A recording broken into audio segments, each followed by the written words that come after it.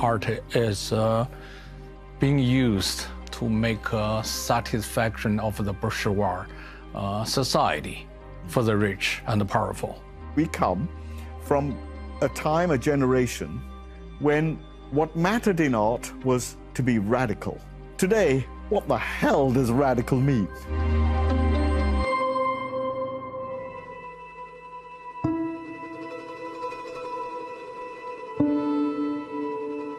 My name is Ai Weiwei. I'm an artist and I'm an activist. I'm a writer.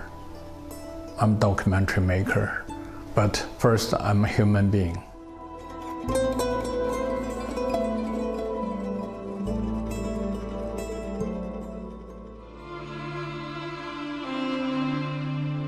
I'm Anish Kapoor. I'm an artist, and I live and work in the UK.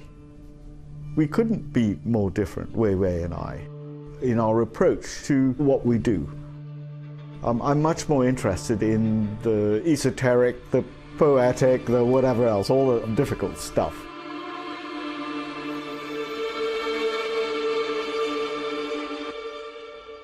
Chinese artist Ai Weiwei is detained at Beijing airport on Sunday. There's been no official comment from China's government.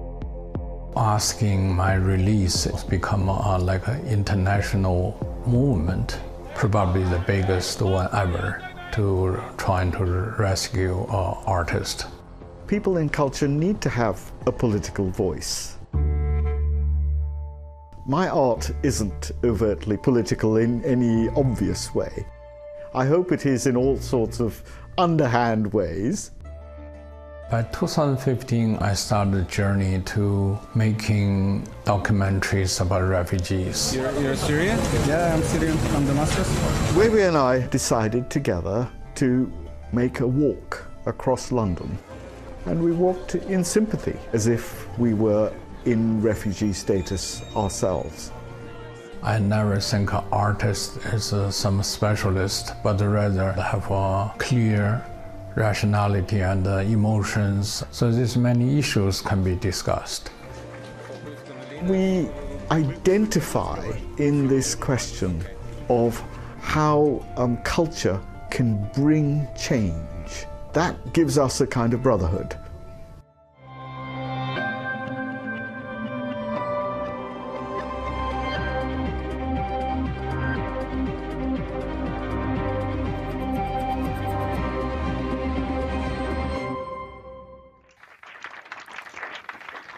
Anish, Yes, my dear friend.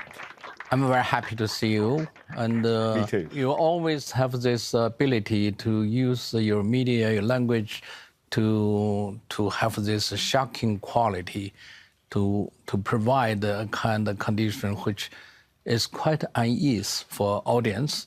Tell me what is behind this work. I feel that I truly, truly have nothing to say, but nothing to say as an artist.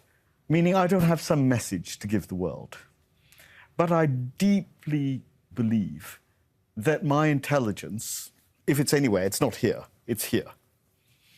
And it guides me through my daily practice. I go into the studio every day and continue a process. In the last years, I've been drawn to primal sacrifice, meaning death and its origin. It has to do with some ritualistic, original practice that I feel I've been working with for the last 40 years, since I became an artist. And of course, certain things are consistent. The color red, the idea that the two-dimensional world and the three-dimensional world are mixed with each other. So all these things come into play. And that is our voyage of discovery, isn't it? What I know, who cares what I know? I say fa to knowledge. We live, I suspect, in a post-knowledge era. Anything I want, I can get it on here in 3 seconds. So what do I need to know?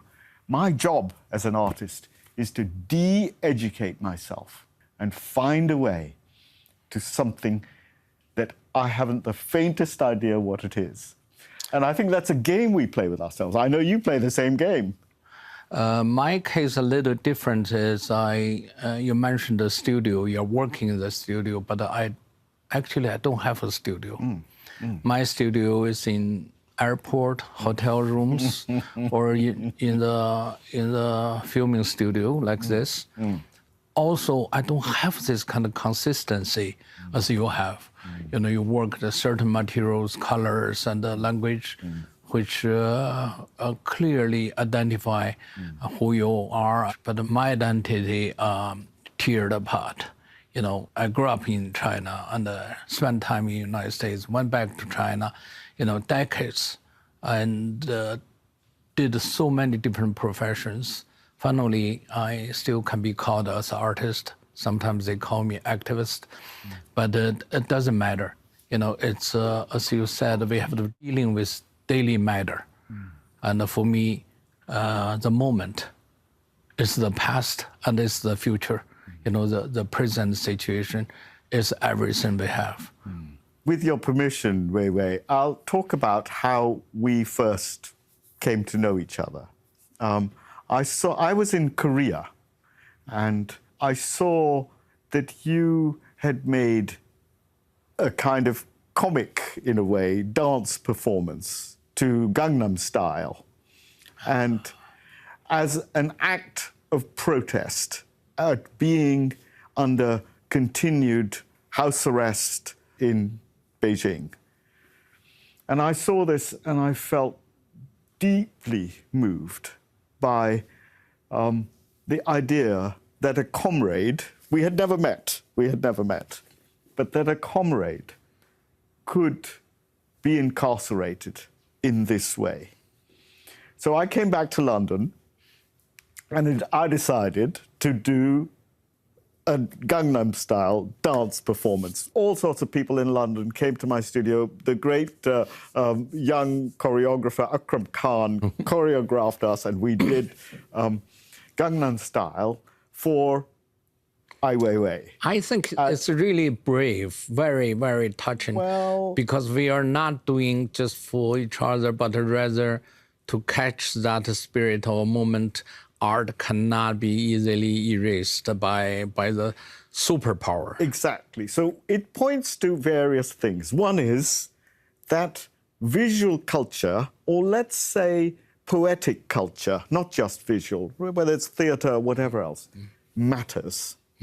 That it matters to government. Weirdly, governments are afraid of what, if you like, poets think and how they put it in the world. The poetic act has such power to drive hundreds of thousands, if not millions of people to certain kind of conclusions about the state of being that we occupy. I feel this is the most important thing of all. And what it brings to the fore for us to discuss, perhaps, is this question of whether art itself is political or can be political, and what is its role in the politics of our time. Let's discuss this. I think this is a very good topic, because very often we use the words political that only imply to a certain sense, and the people would misunderstand, or it's misleading. You know, so in my understanding, the intellect of any human being, if being expressed, has political in there. It doesn't matter is abstract or just a sound or just music or even silent can be very political.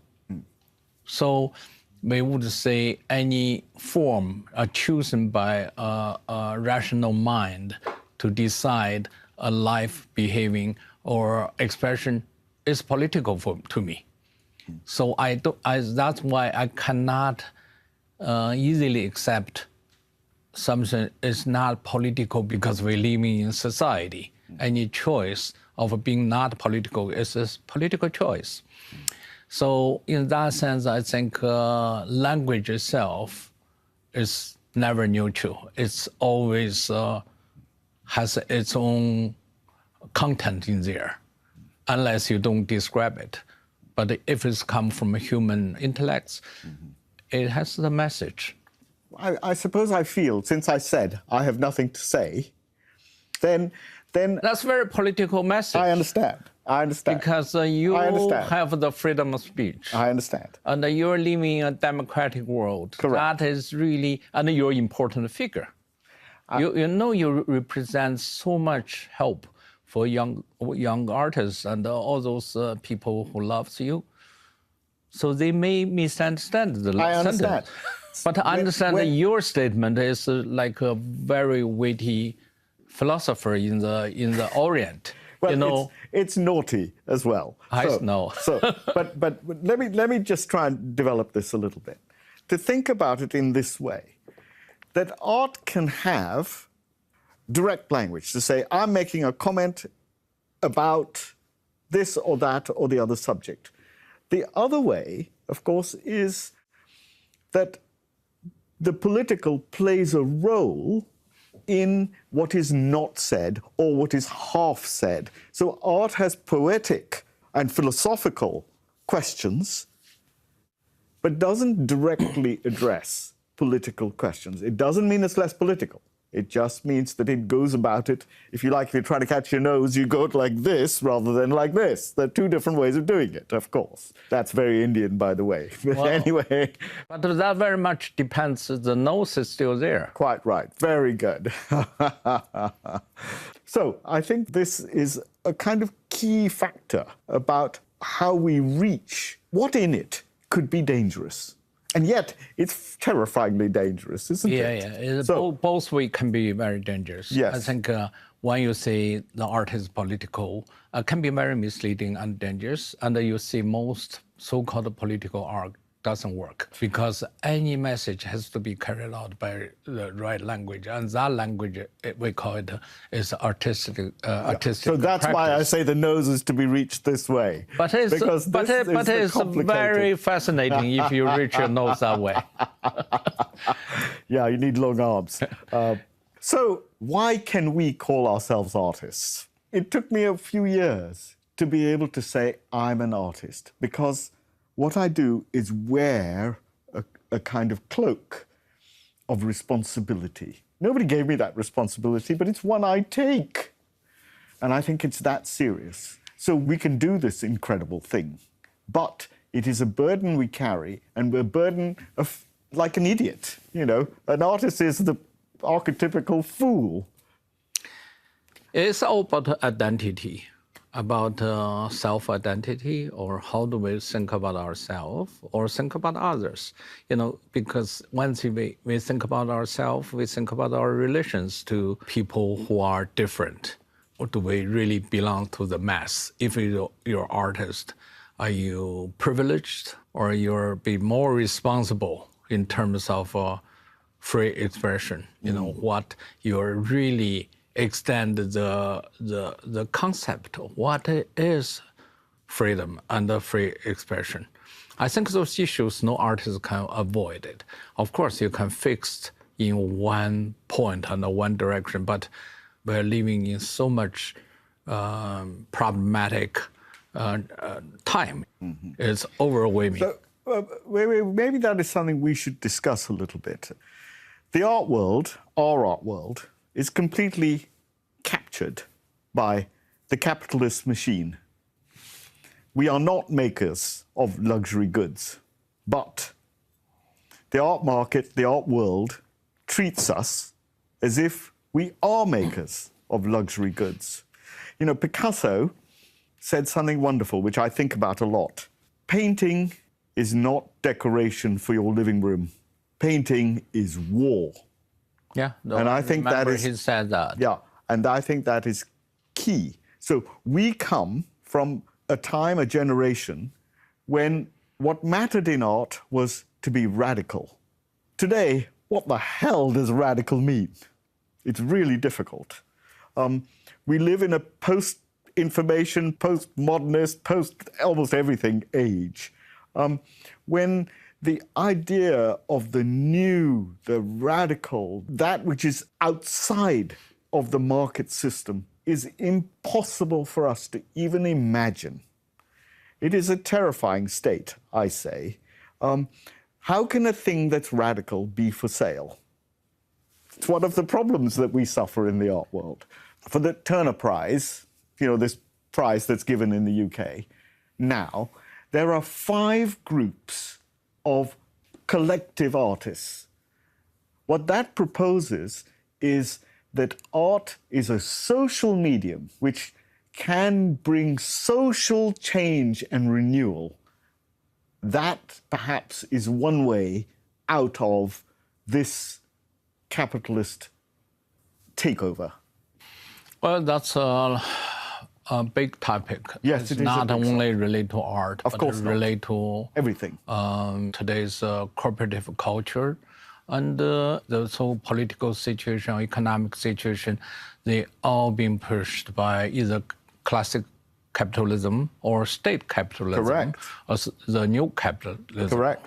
We all know the world has new structures. They're so powerful. They basically design our life, our behaving, our knowledge, education, and of course, in general, art. Art is being used as decorative idea to make a satisfaction of the bourgeois society. And it's always being served as for the rich and the powerful. So I think it all depends on individual artists. It's not about what you sell, it's about the message. Correct. About, you always can create your message. I think it's time for question and answers. There's a lot to say, Weiwei, about what's just been raised, but let's hear this wonderful young person. Hi, everyone. My name is Paul from South Africa. Weiwei, my question really has to do with the sort of personal implications and anxieties, the sort of challenges of artists, especially in conflict-ridden situations or undemocratic contexts such as China. How do you balance that, wanting to do the work, but also being afraid as a person? I thank you. I think the best balance is loosen balance. If you believe what you're thinking, what is meaningful about life, then you protect that value. And of course, it's very often it's loosen balance because the reality, the rationality will stop you because you did this will affect too many things. Yourself, your relatives, and your friend, and your relations to the society. So I think if you think too much, then you cannot really act. I think especially when you're young, you should act in some kind of ridiculous way, rather than to try to perform with some kind of elegance. I think it's a beautiful question, really important, if I may. I'm from India, and I see that what's happening in India now is horrific, as you say, in many, many parts of the world. Of course, freedom of expression is not tolerated. Our greatest fear has to be self-censorship. It is I say this both in where it is free and where it is not free. Self-censorship says, close down that part of yourself that might risk taking part in something that somebody else will find controversial. Anish pointed out a very important thing is you have to believe you're better than them. Yeah. You may not win, you may become a problem, but the ideology still we have to believe in certain sense as a human being. So that will win. My name is Isabella. You were speaking of capitalism and radicalism, and I would like to ask you, who would you say profits or benefits from your works? Well, you see, the art world if I can start there, is not a straightforward place. The art world is the most unregulated monetary exchange forum there is. Best place to launder money you could imagine, frankly. But I think what we have to remember alongside that is that while artists make objects, the real purpose of objects is mythological. It isn't physical. And what the market doesn't fully get is this myth. You can't buy mythological propositions, but money is itself mythological. Imagine, just for a second, a Picasso on the wall, I come back to Picasso, worth 50 million, 150 million, or whatever number you want. Part of its mythology, when I look at it, is, oh my God, it's 150 million. Oh my God, it's not only a great painting, but it's also this mythological kind of value in monetary cultural terms. So art is always playing this double game. And I think who it benefits, therefore, is monetary on one level, but one hopes that its mythological repercussions go out there in all sorts of different ways. Hello, I'm Zhong Shui. I'm from China. I have two questions to ask Ai Weiwei, actually. The first is, do you think that the COVID pandemic will affect the society or sort of politics in China in a serious way? And the second question is, how do you think the young generation of artists will respond to the current moment in China in the years to come? Yeah. How it would affect China? I think it would build the government much stronger. They have this health card or health, everybody have to have it. So that tells the government where you are, who you associate with, and where you bought your grocery, and which car which transported you go from place one to point B. So those made the government stronger with some kind of excuse, and that will be copied by the world, every nation almost. So the COVID totally changed our understanding about individual rights and the government's rights and how should we behave. And this is a very philosophical question. Actually, we will discuss it in a long time. Second, about the young artists in China. I think the problem is not the artists. Artists everywhere is an individual trying to express themselves. But the problem is the ceiling is so low, you cannot stand up. It just make you, if you really want to act, you have to crawl or to, everybody understands this. So that create very strange image of a Chinese artist, because nobody can jump, nobody can fly. You just have to crawl. And so there's a lot of brilliant artists with great skill and, and very dedicated, devoted themselves to art, loves art. But you're in wrong location, or you're in the right location. Then you have to defend your right. But that may sacrifice your life. So I cannot even give advice like this. I mean, Weiwei, that brings a very interesting, very important question about being in exile. Being exile is there's many writers or many people have been in exile. It's not started from one generation. I think exile history is as long as the human flow. Is whenever we had refugees, it could be exiles from any place, and any place which is not safe. But then the question is, once you're exiled, you're pulled out from your ground.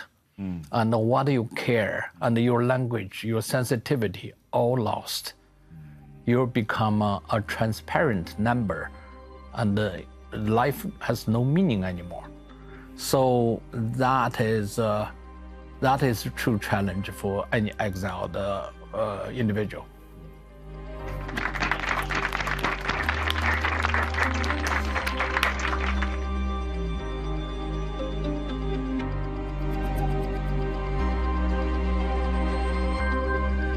As an artist, by nature, we are a person who are lost.